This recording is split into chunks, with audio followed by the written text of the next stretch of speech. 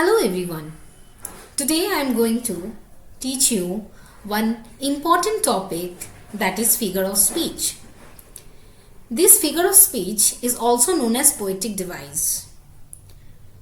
This poetic device we mainly find in the poems of literature. There are many words that have some meanings, and those meanings have been applied in the lines through poets to represent some different meaning. So today we are going to learn the next classification of figure of speech, that is contrast. Now I will be explaining to you the figure of contrast. Contrast means different or opposite. Under contrast, the first word that I will be explaining now, that is antithesis. This antithesis presents two ideas that are drastically odd with one another. It actually gives balance in order to create contrasting ideas, but it will never sound absurd. Okay. Now if you see the example, you will understand. Many are called but few are chosen.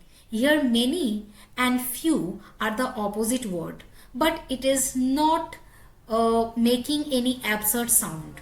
Right?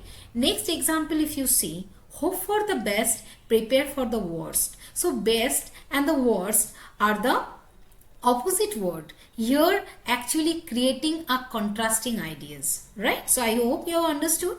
Next one is epigram. What is an epigram?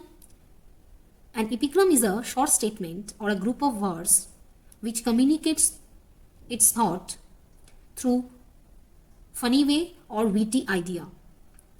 It shows the truth can be conveyed within a statement in a very concisely. If you see the example, it is better to light the candle than curse the darkness. It is the Chinese proverb. It is saying it is better to do something about a problem than to complain about it. So candle here is a small answer to a large problem. Okay. Second is that given, hold infinity in the palm of your hand. Our hand is small and infinity here signifies the whole world. So in our palm, can we hold our whole world? Can't, no? So this only, it is saying this sentence having a witty idea. Next one is oxymoron. Oxymoron is very easy to identify because in a sentence you will find two contradictory words are placed together. You can say it is a combined words also, but have opposite meaning. If you look at the example, you will see pretty ugly. Ugly, it's we say for which is not looking too much good, and but beside it in the front written pretty. So you can understand pretty cannot be ugly, ugly cannot be pretty, but two are contradict. Then you say seriously funny. If it is serious, then how it can be funny, right? So same like in a one sentence I have just attached there, this is an open secret.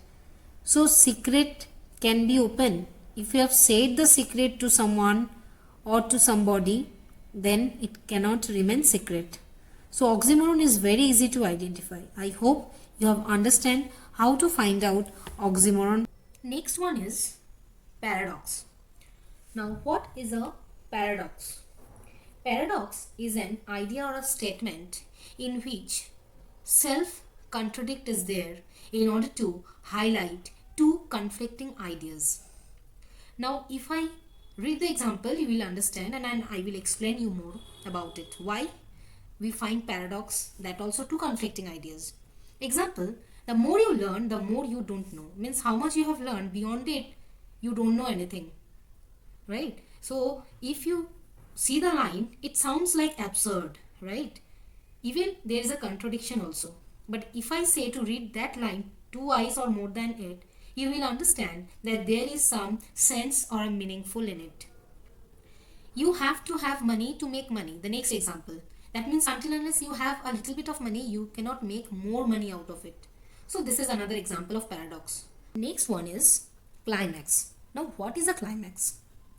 A climax is a figure of speech where the action start moving in ascending order of importance. This climax we mainly find at the end of the story. I hope you have gone through a story and at the end you always expect some excitement thing to be happen. That also by hero. You may think that the hero will save the princess and discover the buried treasure, right? And kill the villain, this all, right? So in the example, if you see, he came, he saw, and he conquered. Here also, this conquered means at the end, he conquered, he win. So here the action of the person became more intense at the end. Last example you see, he sacrificed his business, his home, and his honor for political gain. Means in order to achieve political gain, he have to sacrifice his business, which is not that much important, his home, then the second important, then his honor. So honor is the most important of anyone's life, right? So this is coming under climax example. Next one is anticlimax. Anticlimax is just an opposite of climax. This anticlimax is derived from Greek word which means down a ladder. This anticlimax is also an arrangement of a series or ideas of words, phrase or clauses in order of decreasing importance. This also we find mainly in the stories. What happens at the end, as we expect much, it happens something different which you have not expected yet. It disappoints you because it happens after something that was very exciting. See the first example. I die, I faint, I fail. This sentence arranged in a decreasing importance. Okay, in order to create humorous effect. Then you see the next example. He lost her husband, her child and her handkerchief. Here, in this incident, from her husband and child fell into the handkerchief. So these are the examples of anticlimax. So that's all for today. Then next I will be coming with rest all classification with explanation with more examples. So if you like this video, please like, share and subscribe and stay tuned. Thank you.